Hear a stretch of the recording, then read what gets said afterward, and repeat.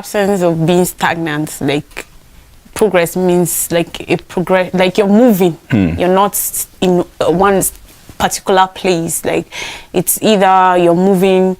Let's say, for instance, like a human being, if we say a human being has progressed, you have grown, you have become mature in the right places and all of that. So for Nigeria now, we say it has been moving, like you've earlier said, it has not been stagnant in one place. So I would just say it's just the absence of stagnation that's progress. Absence of stagnation. Yes, I think I'll go in the same line. When we say progress, we're talking about growth. We're talking about movement. We're talking about maturity. We're talking about being independent. We're talking about being responsible, because if you mature, it is expected that, or when you're progressing, you should be responsible for certain things, whether good or bad. You should be able to take responsibility for that. And also, when we say Nigeria has progressed, we're also looking at being competent enough to take up responsibilities and also to be able to perform in various aspects. So when we say we've progressed, I mean we're performing, we're moving. I mean, there's progress. People can see it and testify. It's not just for us to say we've progressed, but our people also will see it, so we can really say yes, Nigeria have progressed. Yeah. So I will take performance from your own definition, and looking at performance, you will say positive performance. Sure, positive. You know, positive performance. And then Nigeria population stand at over 200 million people. That is, if you are to look at population, you said we have moved, and then we are moving really fast, you know, compared to our number then, before independence, and then now that we are talking Nigeria today. But in population, can we say that Nigeria is moving in all ramification, knowing fully that when you talk population is one of the area that we can see that really we are really growing fast, you know, adding in number, like duplicating day by day. Like, you know, when you look at those times, even the areas we live now, you see that there are more houses compared to before. I can remember when we went to the place we're staying right now.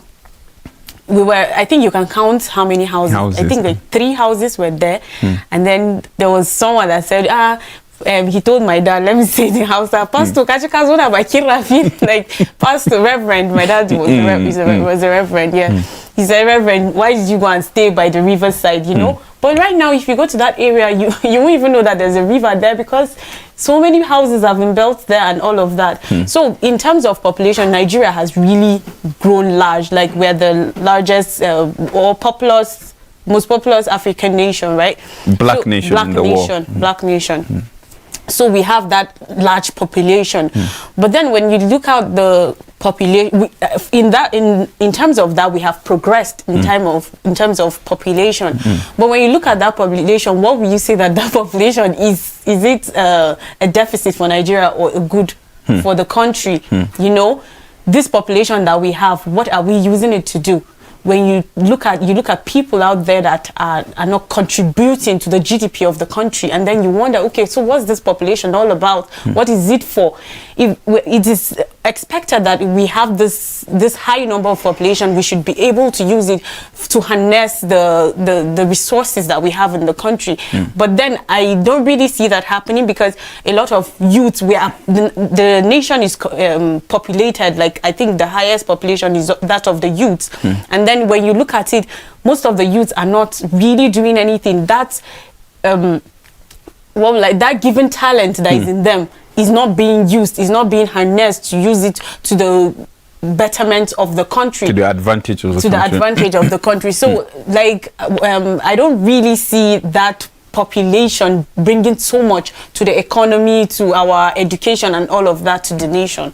Yeah, just like Lois rightly stated, if we're going to talk about the population, yes, Nigeria has the population, we have the human capacity, and just from your preamble, when you're building the fact that from independence, just less than 5% were literate, but right now we are getting to over 60% of this population are literate. But then after getting all the education, what next? Yes, you have the human capacity, but what are we doing with the human capacity? We're growing to the point that the president at one time said in the papers that they are looking for a way to reduce our fatality rate, that we are growing too fast.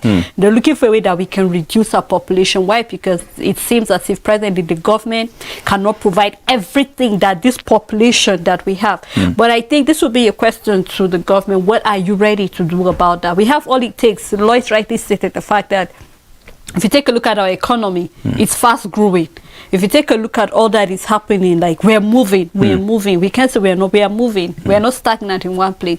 But it's something for us to come back and sit and say, if we have this human capacity, this population that is over 200 million, and any other nation will envy this number because they begin to reason, what can we use this number to do? If you look at various sectors in the country presently, you know that really something is happening. But it's something for us to come back and say, are we using this human capacity? It was in the papers, I think, last 2 weeks or so, that we're being mocked as saying that we are not using our human capacity. I think this will be a point where we have to sit back. If we are being mocked by an international body that we are not using the capacity, then something is wrong somewhere.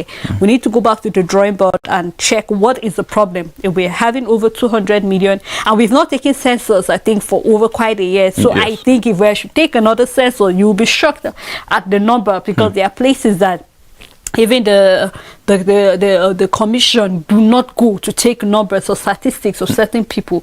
Every day people are being burned. Every day people die, but yet you won't compare to the number of people being burned. So I think it's really something that the government really need to sit down and check, what can we do with this population? Unemployment is really something that has been eating this population, because if you're educated and nothing is being done with what you've learned, you use it to do something negative. And that's why we keep seeing the rise up of various insecurity here and there. As a result of our number, more recruitment is taking place in the when it comes to this arms of either Boko Haram or the likes of them. They still use this number to the disadvantage of the government. And I think this is where the government needs to key into it. If these sectors are using this population, this number that we are having against the country, what can we do to use the same number against them? Because the higher our number, the higher we can conquer, able to overcome evil. So I think this is where we need to look at. We're going to record progress in as we're moving towards saying that, okay, ever since we got we're now a democratic nation, what can we say we've achieved? Will people now we should go back in time? Or will people want to move with the current time that is moving? So I think it's really something that we look into our number.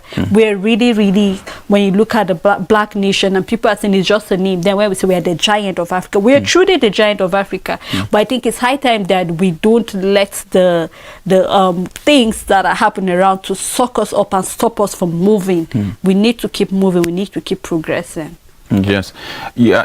Talking about the population that Nigeria today is bursting with, and then even other countries, in Africa and around the globe, these are something that they envy Nigeria with, with the name, just the most populous black nation in the world. That alone, is a place that I think Nigeria will hold that till thy kingdom come. But looking at, the general population, like you said earlier in my preamble, we talk about the issue of the literacy. At least we can say Nigeria is really moving. We are growing in that aspect. But looking at the particular percentage of the literate people that we have in Nigeria, we'll now take it back to, or link it to, our system of education. Now, if you say you want to look at, we want to x-ray Nigeria's growth in oral unification, That means you have to talk about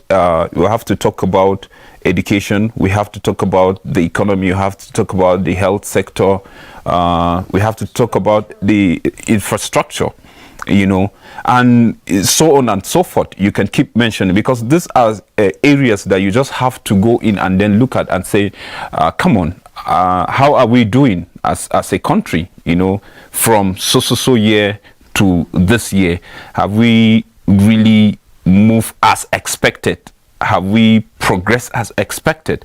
I think looking at that, I want us to look at the educational sector.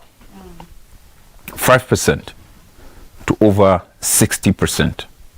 That means that sector is really working, is vibrant, isn't it? Okay, we have Nigeria has over 190 universities, both private and federal and state. And then the university education sector, it's one of the biggest in Africa. That's Nigerians. So looking at that, how would you assess that sector? For me, education has really grown from that 5% from 1960 that we had independence to let's say 2022 that we are at present. We have over 60%. I remember that then when Nigeria gained independence based on studies, of course I was not alive then, I was not born yet, but then based on research and all of that and stories we've heard from our parents, you know, in those days they had to make, I mentioned it yesterday I guess, they made education free for pupils that wanted to go to school. And in 1979 in the constitution, it was made, primary education was made the responsibility of states and local councils. State and federal authorities had concurrent powers over post-primary education. And for the first 6 years of primary education were made compulsory. That was in 1976. So it was made compulsory for all children that were at the age to go to school. I remember then my mom would tell me that before you go into, I don't know, was it primary one or what? I don't know what they call it. I can't really remember. They will use your hand to measure if it's up to your ear, then you are okay to start school. So that was the measurements at that time when you start your education, and then it was made free. You were given you won't pay school fees. Your school books are being paid for. They give you food, of course, free. Everything was okay. You know, at that point to encourage these people, even parents then that didn't have that opportunity, they had to give their children that opportunity because it was made available, it was made free for them, it was made easy, let me use that word, for them to go to school. You know, when you look at the situation right now and you think of how much, when your child is going to a private university, you start thinking of how much you're going to spend, and there are so many people that will get discouraged. And today we'll see of course there are so many buildings now, schools, there are so many private schools, like from primary, crèche, everything. We have a lot of them. Like I think when you move the next 2 blocks, you will find a school there. There are so many of them, and we have seen the growth of what those establishments have made to the literacy level of Nigeria. But then if we look at some of these things that are not free today like they were before. This school fees is not something you joke with. When you talk to any parents now, you're like, school fees is not your mate. And then, you know, it's a struggle for a lot of parents right now to pay school fees. And nobody wants to see his child being driven away from class. Meanwhile, their other classmates are in school trying to learn, and your child is out there crying and pleading with you to go and help him. Daddy, please pay my school fees. You know, so when you look at those things, you see that it's posing a challenge to our educational sector. When you look at the universities now, we also are on strike for over how many months now, and ASO has been on series of strikes from when I can't even remember. that alone is another challenge to our tertiary institutions. Okay, we have the private institutions, but how much will you go for? Will it cost a parent to say you have 5 children that are supposed to be in the tertiary institution? How much will you spend? But when you have those government institutions, they are a bit minimized. You can send even 10 of your kids to that, at least you can be able to afford it. But you look at the private sector, it's something else. So we need to really look at these issues, the ASU strike. We need to look at the money spent for all these things. I remember there was a time they were giving pupils food in the school, free food and all of that. It was helpful at some point, but I don't know if that program is still on, right? Okay, I think that's a good step that the government is still doing. It's still on the papers. To see how they can still encourage they can still encourage some of these children to go, because when you go to the far north, that's when you see challenges of these things that children they don't even want to go to school. When they go to school, they don't even concentrate. They don't even learn like that. Like, it's a serious issue. I think if we're going to look at the educational sector, it's really a challenge. And it's really something we need to look at. Yes, we are educated. Yes, we are literate. But then if you take a look at the educational sector, it's still suffering. Recently, still on the papers, it was registered that Nigeria is among one of the countries when it comes to education that is really set back. We saying that we've recorded over 60%, and yet the UNICEF is coming out to say that Nigerians will still have people that are out of school. Why? As a result of insecurity. Still going to the far north, how many students are in their classrooms? Let's not even talk about the tertiary institution. We're talking about the primary and the secondary school. Because most of the buildings are already dilapidated presently because of insecurity. The environment are not even safe for the students to go to school. They are eager and itching to go to study, but then they cannot even go study. Why? Because of insecurity presently. It's a threat to almost every sector we're going to talk about. And I think this is something that really stopped us from progressing the way we are supposed to progress. Not to even talk about corruption that is eating deep into the educational sector. Lois mentioned the fact that ASU is on strike, and not just because of the money, but because of the system. The system that the university was operating on, it's really, really outdated, and we need something more better.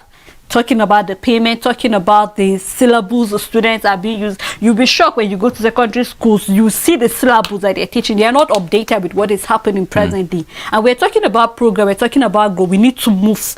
You will be shocked to see that the teacher is still using syllabus of since 1999, teaching social studies. And we're in 2022. He or she has not even updated his teaching lessons that he is supposed to do. So I think it's really something that is even a threat to us when we're talking about the educational sector. The infrastructures are just there. You mentioned the statistics of the number of schools building we're having, but who are in the building presently? ASU is on strike. Even the feeding, that is even only limited to only the primary schools, and it's only in government schools, not private schools. And then how many parents that will be able to afford to take their wards to the private schools? The school fees are high.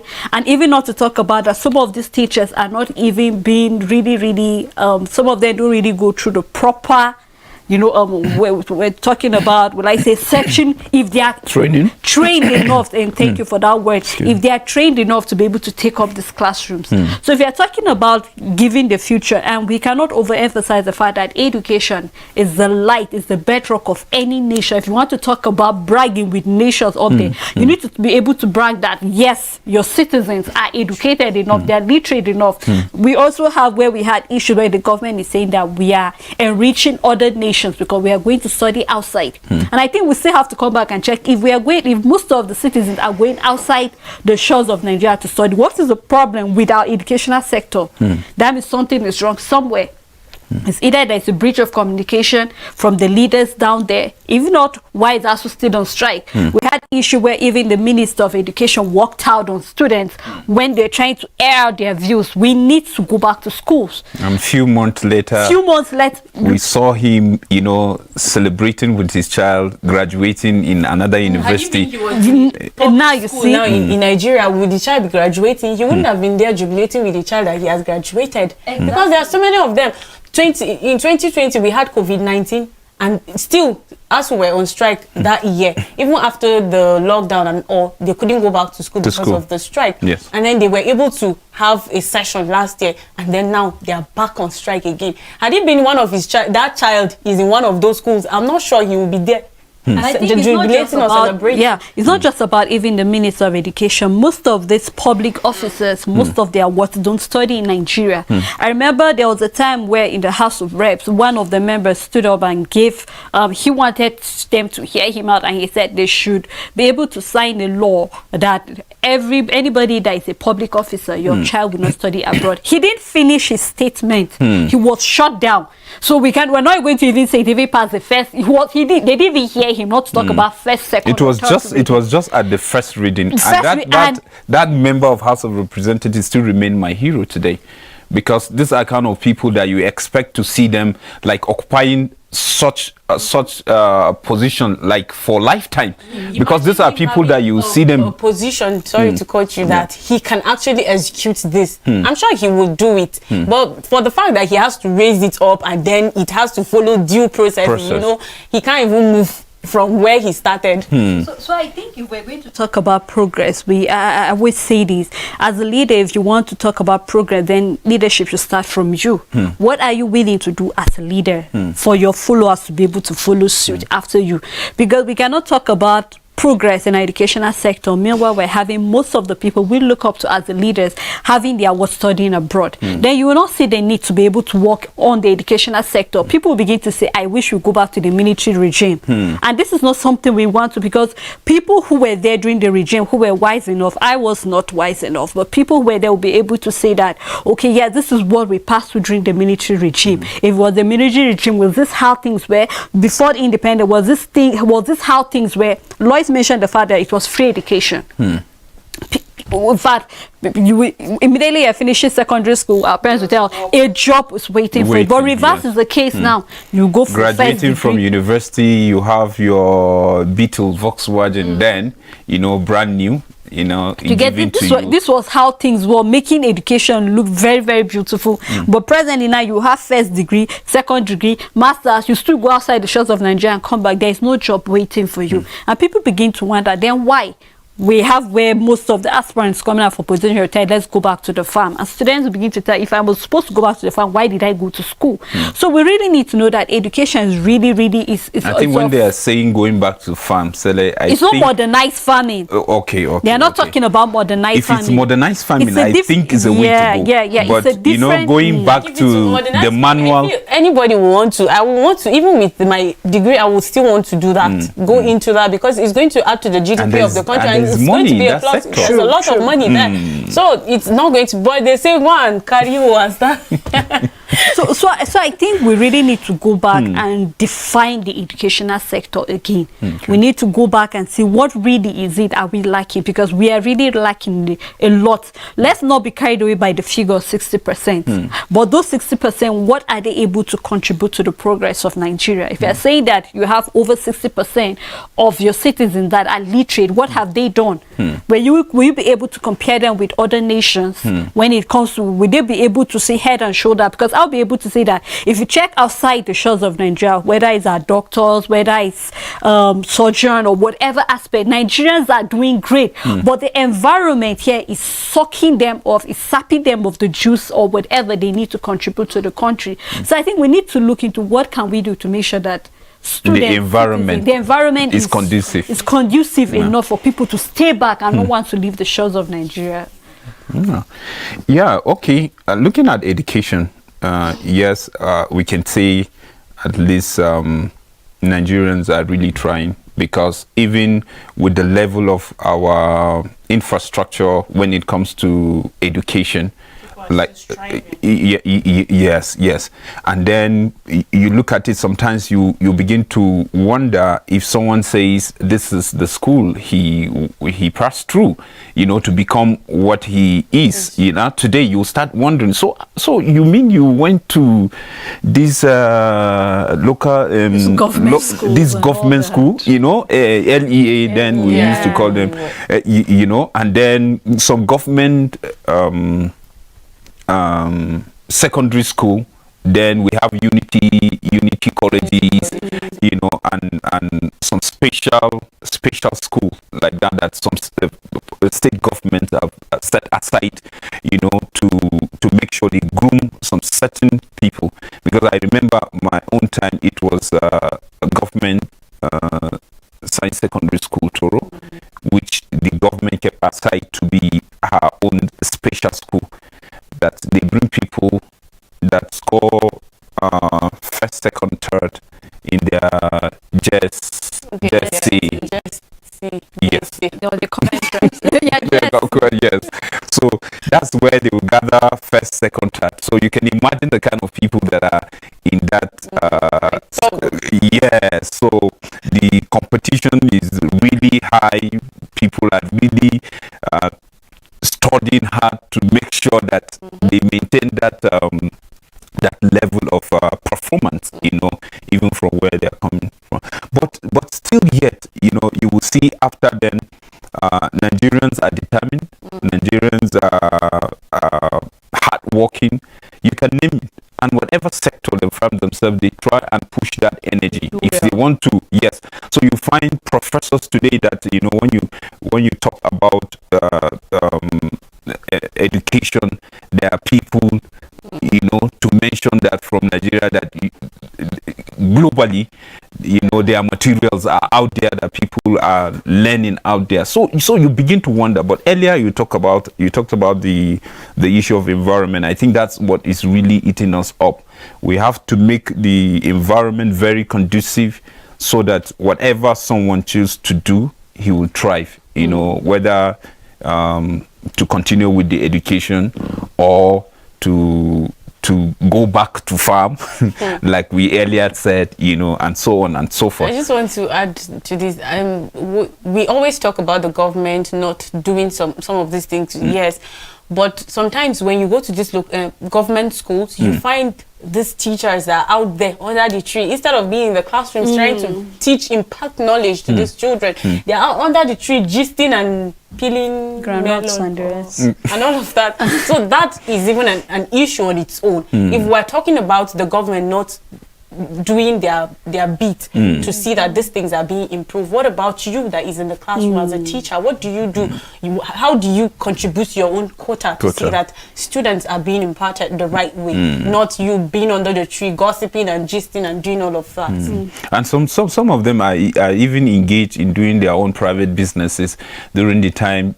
You know, in some point you find that even teachers, you know, coming to classroom and then picking whether the pupils or what, and then taking them to their own personal farm as continual assessment. True. You know, is that bad? When you go back to the tertiary institution, that's when I've seen that, not gist or something. I've witnessed that. It's still happening. Yeah, it's still happening. You know, that's why I mentioned training. So it's a two-way thing. It's a two-way thing. Yes, we have people that are patriotic, you know, that despite even the condition of the country, the situation that we find ourselves, we talk about the environment, even the environment that is not even conducive, you know, but still they are doing what they are supposed to do in the name of being patriotic to the Nigerian nation. That reminds me, you know, in Maiduguri there's this Igbo woman that caught the attention of the governor Zulum. You know, she's an Igbo. She stays, and you know, one time her story was all over on Facebook. She's contributing her own quota, but impacting.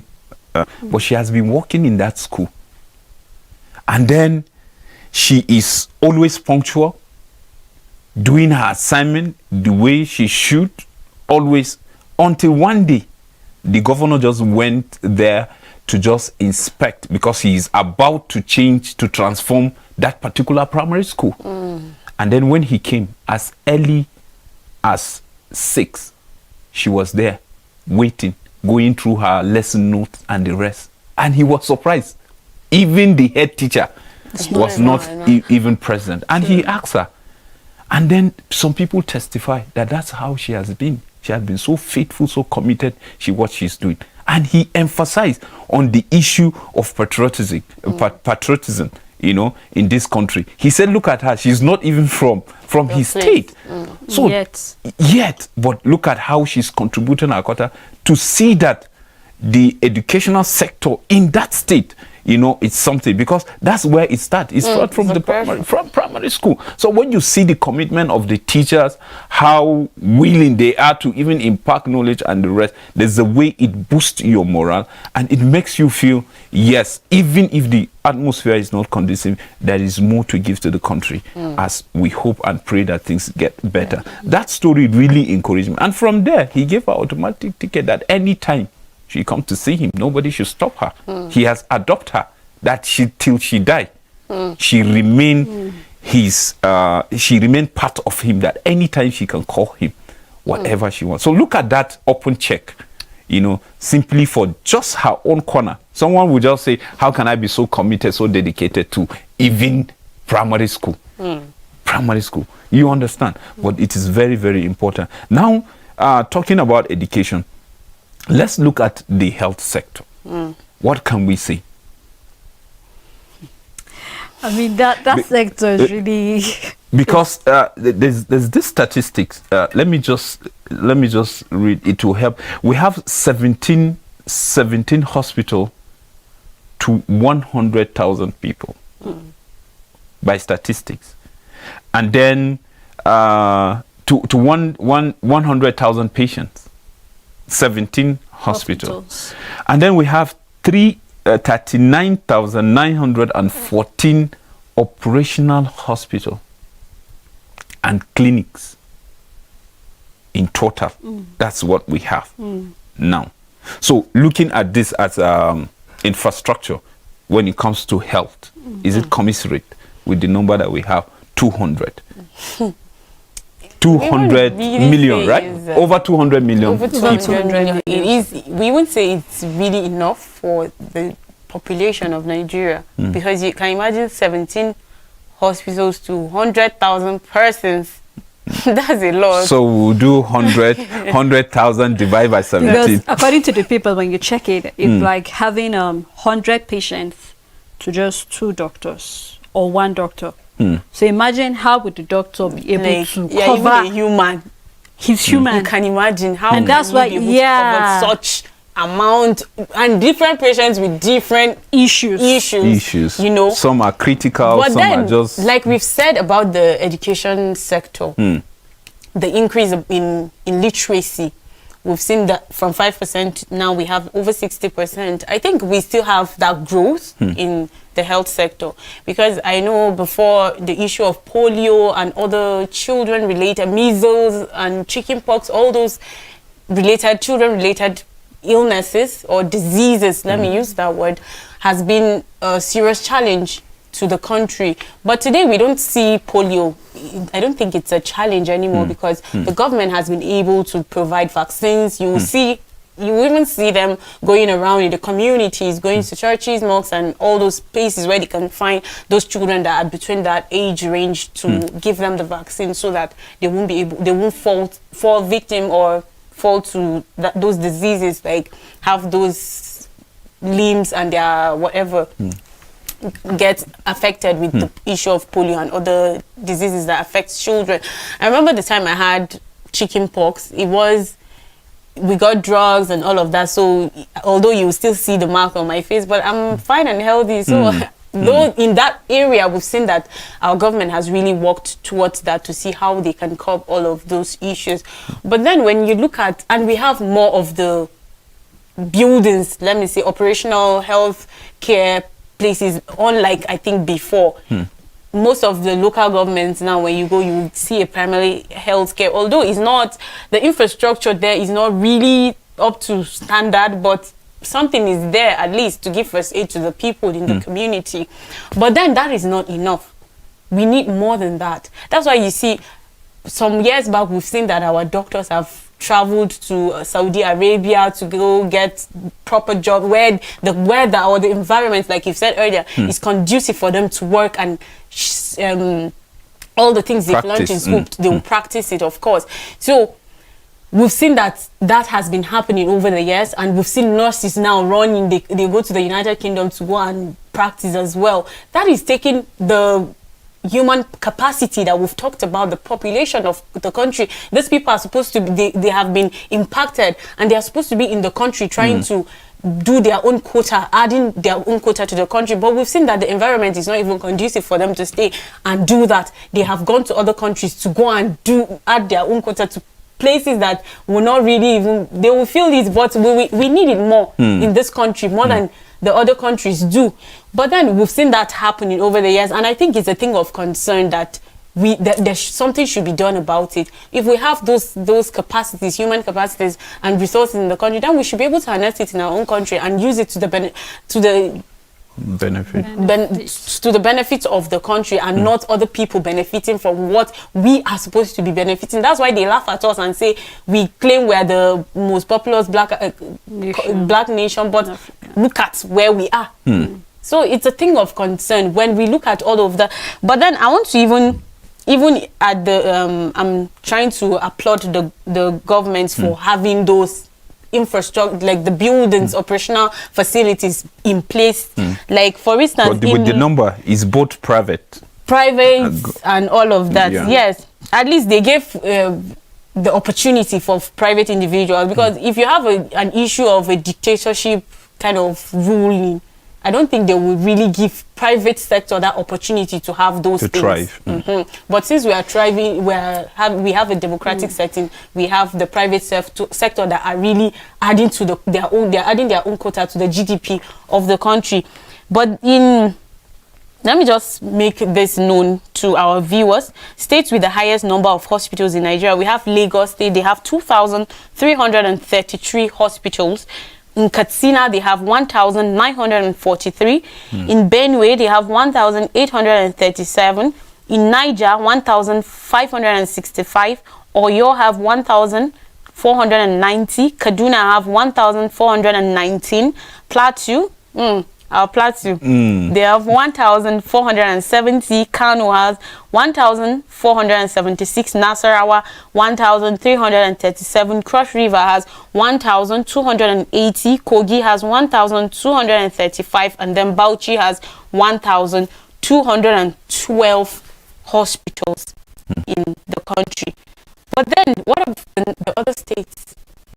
What are they doing about it? Because if these states have as much as this, then I think other places too should have, because they have population as well. So they should be able to have places they can run to, because I'm sure theirs is not as much as this. That's why they are not in the reflecting. It's not reflecting here. So what are we doing about those? I think these states are the first 10, right?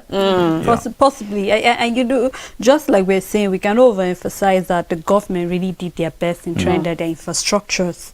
It's something they have really done, and we need to applaud them for that. We can't say they have not done anything totally. And I can also see their progress. They were just like Lois said, looking at some of these illnesses that we no longer hear of them. The polio, they are trying their best to bring vaccination. Presently, they're trying to look for how we can have polio, vaccine. The world celebrated us for eradicating polio totally. Eradicating polio. You know, we're trying our best to see, and not even to forget the Ebola that came in, the fast effect during the Goodluck Jonathan's regime to be able to fight it. It's something we need to applaud them for. Yes. And they're trying their best to even say that they produce more vaccine with the COVID that is still there. It has not totally leave us. We're trying to see how we can also create our own vaccine to see that we can also contribute to nation building, not just to Nigerians, but also that other countries will be able to say, yes, Nigeria can do something. We have what it takes. I keep saying we have what it takes. We're looking at our doctors. They are very, very qualified. Like, you can't go to any part of the country presently, the world presently, and you will not meet in a hospital at least one Nigerian doctor. That is to show that we're really making progress. We're really making our presence are known, our works are known. Talk about surgeries. We have good surgical doctors in Nigeria. So we will say that, yes, to some extent, even though the environment is not conducive enough, we are doing something. But I think we can do now. more. We don't longer go out for kidney transplant. We do. In fact, even the heart and all that. So you can see that there has been growth. there's been growth because we're getting more research. If I'm talking about one of the research institutes, we have it here in Plateau State. So you would say that really Nigeria, we are recording successes when it comes to the health sector, but we can do more. I mean, over time we've heard where our doctors go on strike. Why? Because it's either certain hazard allowance are not being paid to them, or their salaries are not being paid to them. Certain equipment are not working in the hospital. A government will come and say, okay, we are launching this machine. Immediately after inaugurating it, when he's going, he carry his machine and go with him. We've had record of such happening. So it's really something I think we can do more. Even though we're saying, yes, I'm giving them whatever applaud they need, but we're still calling on them that they need to do more. If our doctors are leaving the shores of Nigeria, if our nurses are leaving the shores of Nigeria, it's because something is not right. I mean, you will imagine someone that cannot afford to go to a private hospital, that is working in a government hospital. He's dependent on the government hospital, and you now hear that one of these government hospitals is shut down or is being closed. Why? Because they're on strike. And then at the end of the day, let's not forget the patients are the one at the dead yeah, because they're the ones that rely on these doctors, and they're not there. And you see, most of the time the doctors don't even work in one hospital.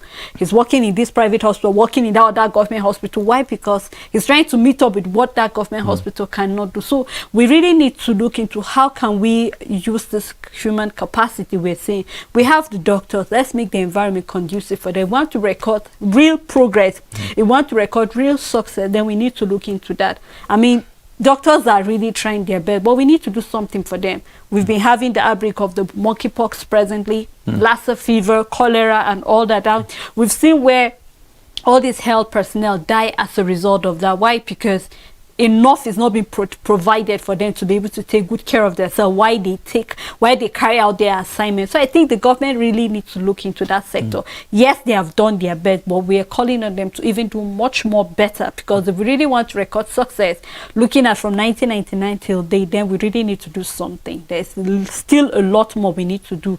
In fact, in terms of boosting the health sector to be that standard that we want it to be, to rub with all the shoulders. I mean, it will be a thing of joy when you get all over there and then hear that yes, your health sector is doing something. Of what essence is it when you're educated and then you cannot be able to pass your knowledge and then it's being felt around? Why? Because the government is either frustrating your effort, your pay is not being there, your family are depending on you. You'll be shocked to see the way some of our doctors, when you go to their homes, see the life they live. It's really a thing of pity. So we need to do more when it comes to the health sector.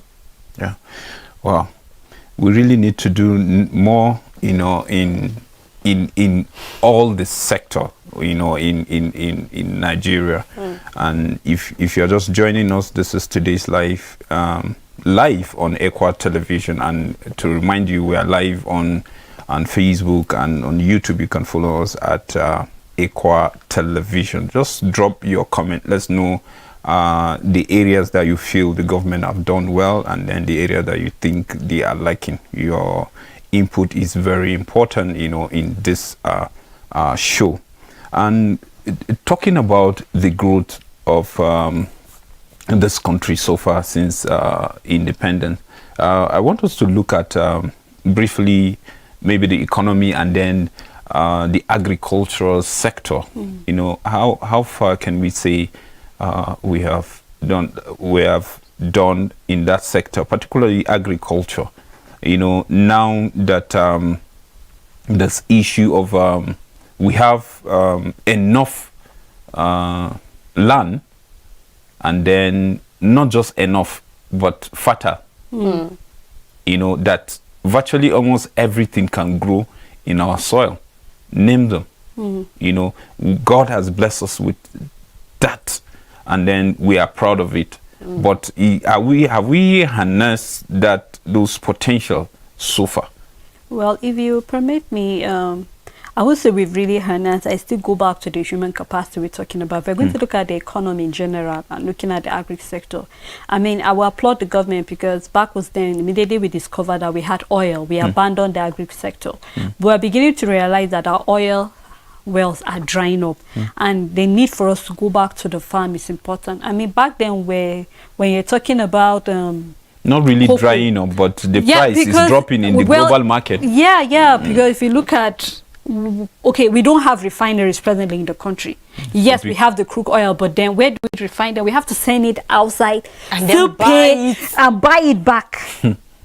So it's kind of you making 100 naira and still using 99 naira to pay. At the end of the day, can you even say you have anything? You're left with just 1 naira. So I think there's still more that we need to do. I'm happy that we're beginning to realize that we need to go back to the farm. Back was then where we depend on cocoa, we depend on rubber, but we're beginning to discover pyramid, and all that. Then, So right now, I'm happy that the government beginning to see into that. CBN has been keen into that, bringing seedlings, but we still have to go back to the fact that we cannot record great success in the agri sector if we're not able to do something about insecurity.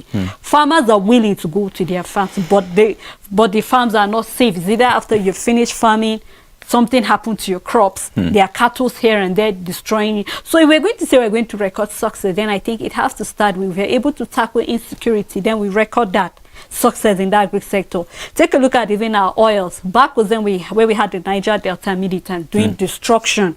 But we had where the amnesty was given to them to be able to make them stay in their lane. And that's a success on the government to realize that, okay, if this is what this sector need, this Niger Delta need, why don't we give them what they want? So that will be, because we depend on them for this oil. If they decide to cause havoc over there, we cannot go back to their wells over there because they are the ones that permit it. It's from their state, so they should be able to enjoy it. And when you see the amnesty that has been giving scholarship to them, job opportunities here and there, you know, it's something we can record success. But I think there's still more the government can do about that. When we fight insecurity, then we'll be able to see that we really record great success in the agri sector. Just like you said, we have the fertile ground. We need to go back and realize what are we losing. I said we have the rubber, we have the tin, we have the crude oil, we have all the things. Cotton. We have cotton, name them, we have all these things. So I think first and foremost, let's talk about the refineries that we have. Let's fix them. It's important that we fix them if we want to record success. Because we cannot keep depending on borrowing and borrowing and borrowing and borrowing. Presently, every Nigeria is indebted to China because we've borrowed. Whether directly or indirectly, we're indebted to them.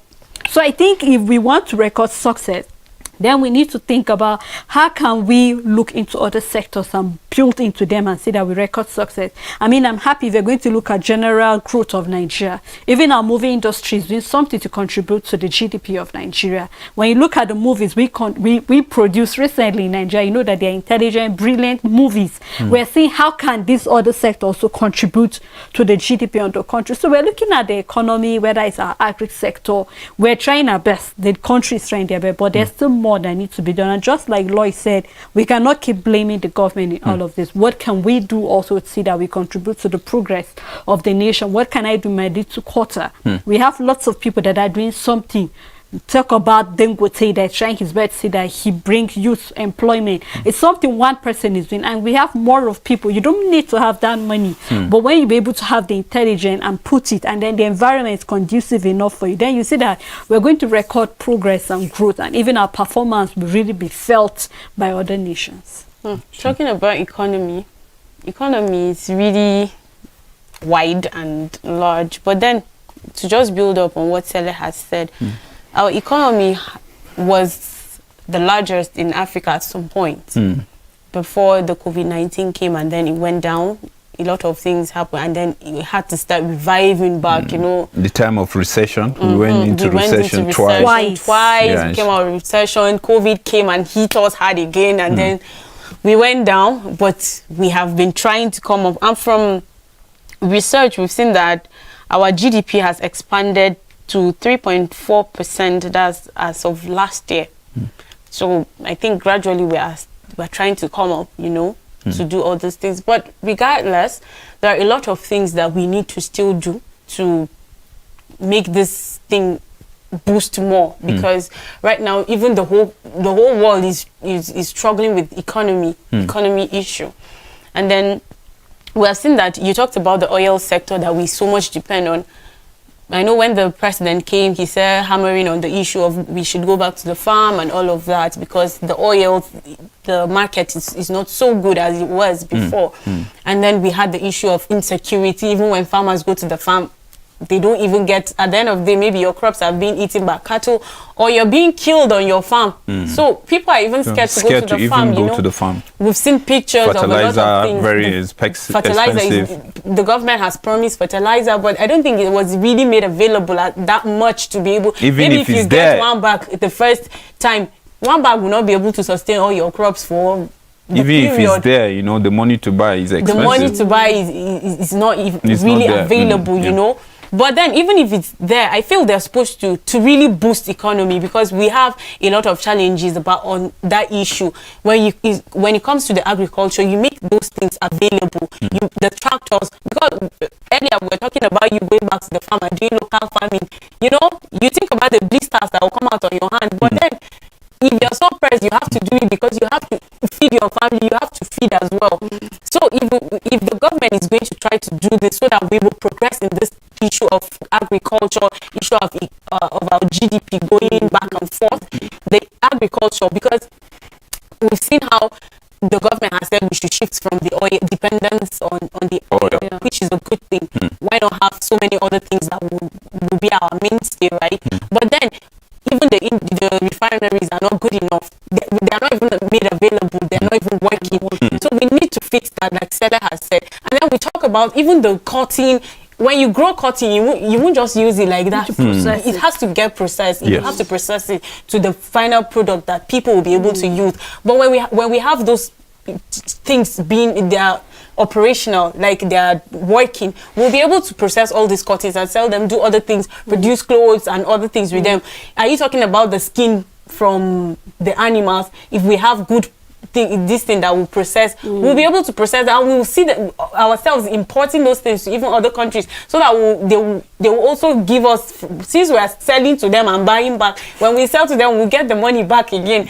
When you talk about groundnuts, we still, you know, all these crops, we need to process them as well. You can't just produce them and then that's it. It needs processing. So when all these things are being put in place, I think it will grow our distance. And just to add a little more to than what it is at the we mentioned about recession. Yes, briefly, just before we take our last. Yeah, you know, and just to add up, when we're talking about recession, it will shock you to know that it was even agriculture that bailed us out of it. Sure. So that means the need for us to really go back to this modernized agriculture. Just agriculture and mining. That is what. It's important for us to see that there is so much. In fact, I feel that is the latest crude oil that we're yet to discover. So we need to go back to that sector, modernize it, be intelligent. You know, we have the human capacity. We'll be able to, you know, key our mind. Is it talking about the power sector? There's still a lot we need to do when you talking about progress in this nation. And I believe we have all it takes. We have the capacity, we have the intelligence, we have all that it takes to progress as a nation. Sure. Is that your last word? My last word. Okay, my last word. Nigeria's government expects the economy to expand 4.2% this year. The central bank is expecting to 2.86%, and the International Monetary Fund is expecting it to grow 2.76% this year. And we can't fold our hands. We're expecting all these things to happen. So all hands need to be on deck to see that all these things, our economy, we live better lives in the country. Thank you, Lois. Thank you, Sele, for doing this today with me. And to our viewers out there, we really appreciate you for staying with us, giving us the access to your comfort for us to do this together. Thank you so much, and we hope to do this together with you tomorrow, same time. I am Sambo Solomon. Bye for now, and I remain blessed from all of us at Equa Television.